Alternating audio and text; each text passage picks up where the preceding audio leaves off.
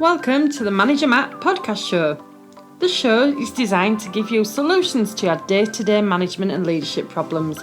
It's hosted by Matthew Haddock, a frontline manager and leader with over 25 years of experience. If you're ready, then let's get on with the show. Welcome to the Manager Matt podcast show. Welcome back if you're a returning listener, and if you're the first time, welcome. There is a library of over 300 Manager Matt episodes you can go and listen to. It's all about leadership, mindset, management, how to get the best out of your teams, how to get the best out of yourself. So if you haven't had a chance, go and listen to some more. If you get a chance, please share the show. Now, this week's episode is around the idea of KPIs in your business and how they can conflict. So what do I mean by conflicting KPIs? Well, it's not bad people, it's not bad strategy necessarily. I mean, it's not even a bad effort, really. It's just when people are pulling in different directions. You know, we've all heard of the story of the rowers, where both people are rowing as hard as they can, but they're both rowing in the wrong direction. And of course, what happens there is you go nowhere. Now, KPIs are all about the idea of key performance indicators. But of course, there's a great question that not a lot of people ask is key to who? Who are these key performance indicators aimed at? Is it at your department level? Is it at the strategic level? What are the key department and areas that are driven by these performance indicators? And worse than that is what happens when they are not joined up to the other departments that are interconnected. You know, you won't see these things in your reports, you won't see them in your dashboards, but you can feel the frustration. You know, the frustration is in delays, missed targets, competing sections for the same resource, and really not joining it up to make sure the business as a whole is successful. Now, the classic business tug-of-war is one where you end up with the idea of, let's say sales versus operations. You know, sales are out there chasing that volume, getting the stuff through the door, get the orders in, grow the business, and the operations teams are drowning. We can't deliver on time, we don't have the right quality, that's not the wrong piece of equipment, that's the stuff we shouldn't be selling. And sales are winning in their KPIs. Their KPIs are to get sales in. Now, sometimes you could argue that it's a poor sales KPI, which is driving that. But nevertheless, what you'll end up with is the operations falling over, therefore the business doesn't get the customer satisfaction it needs, and the frustration creeps in. You know, the sales are frustrated because you're saying, well, you've got this sales figure, this is brilliant, this is great volume. Operations going, it's the wrong size, unfit. You can see that classic tug-of-war between the two. Another example, tech departments and finance. You know, your technical department want to invest, upgrade the systems, future-proof things, especially IT. And your finance is saying, no, we need to cut the costs. We've got to protect the margins. I mean, both are right. If you don't protect your infrastructure and your IT, then you aren't going to have a business. But if you don't and overspend, then you're not going to have a business anyway. They're just not aligned. HR and operations, another great example. You know, HR might want to do engagement days, development, relationships, and operations want output, efficiencies and delivery. You know, HR saying, let's slow down, let's have a team building exercise, let's build capability. And ops are saying, we need those results now, we need the people in the door that can do the stuff. Again, not wrong, both are right, but they are pulling in different directions. And then you slip into the trap. You know, the real issue is that you create these list of KPIs per department, but they're not clear. They don't create clarity. And you could argue, and I can see this a lot in businesses, you have too many KPIs. You have a list as long as your arm, and none of them are really key.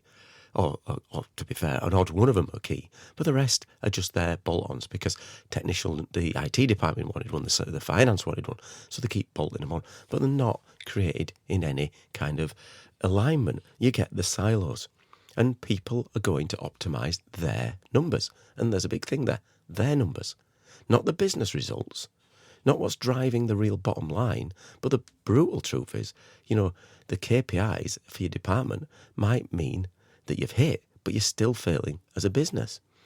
Now, what some companies do in this instance is they rearrange your bonuses or maybe your pay increases around different factors.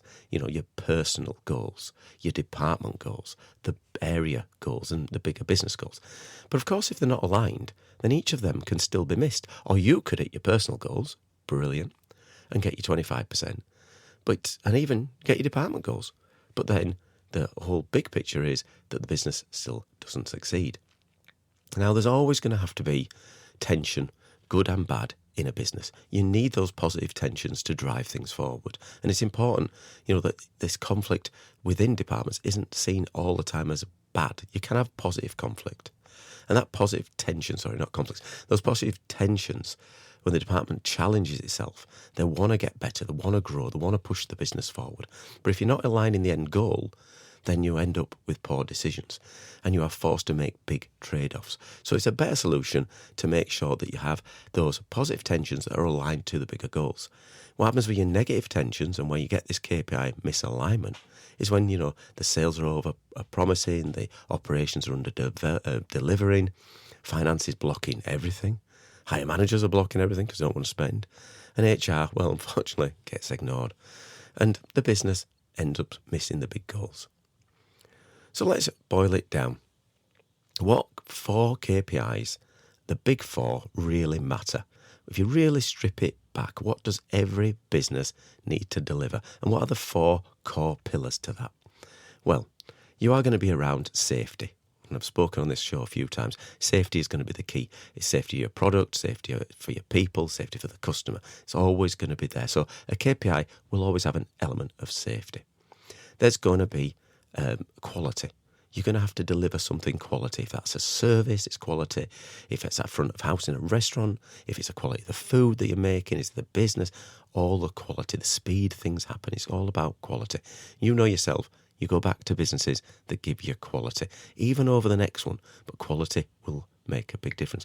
And the third one in there is going to be around costs. How do you get your costs right? How do you get the cost base right? There is so much competition out there, and people will go to a physical shop, look at something, go outside the door and buy it online. That's just how it works. So you've got to have your cost model right. If you are physical bricks and mortar, you are going to carry more cost, and people should expect to pay a premium for that. That's life. And the fourth one out of the big 4 pillars is delivery. There's no point in promising something that never arrives. The most frustrating thing you can have is a delivery date that comes and goes and you chase. So quickly recap. Those are going to be your true north KPIs. They're going to be around the safety, the quality, the cost and the delivery. Now, I know you're going to be shouting at the mics, shouting at me now and going, oh no, what about environment? What about people development? They are in there, they're important, but they're not the big 4. Everything else should support those. They're not competing with them, but they're supporting them. So if you've got another KPI that is cancelling against those, then you've really got to think to yourself, is that the right KPI? You will have a problem no matter what happens if you don't hit those 4. Those are going to keep your business alive, going to get your people alive, they're going to make sure your business succeeds. So make sure that you don't have competing factors around those 4. Other ones you might put in will add value to them. Remember as well, right at the centre of everything you do is going to be the thing that delivers the money. So if it's in an operation base, it's going to be the operation. Everything else is there to support, not to hinder, not to pull back. You are there to support. So if you're in an engineering function, you're in a technical function, you're in an IT function, HR, all those are there to support the central function, which is making the money. Some people get lost with that. So make sure your KPIs are aligned to that. If it's on about driving down, errors, then that's great. Make sure you're involved in the central team that makes the errors, but don't just issue an issue. Make sure you're there to help cure the problem, because you can issue as many. It's a bit like the police. They can issue as many fines as they want for speeding, but most of the time they want you to speed less. It's about preventing accidents. That's what they say.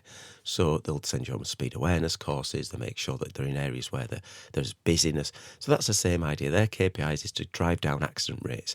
Now, I'm assuming if all the accidents stop, then those cameras will disappear. Yeah, maybe not. Depends on how cynical you think about the money that's generated from those cameras. But the point is that right at the centre of what you're doing must be the operation. So supporting the key KPIs in your department needs to support those. So let's look at how we fix those issues. How we're going to fix this conflict between the KPIs in one department and the other. How do you fix it? Because it won't solve itself. We know from years that this is not going to go away. Well, the first thing I would do, I've done this quite well, is get the teams in the same room. Not your reports, not just your direct reports, all the teams in the same room. And, you're not going to put it on a piece of paper. You're not going to send an email. You're going to have a real conversation. Ask one really simple question to all those people, all the heads of department, if you like. If we all hit our KPIs, does the business win? Now, first thing they're all going to say is yes. That's what they'll say. Because the mindset is that their KPIs are the key performances. And they'll have been in those positions for quite a few years normally.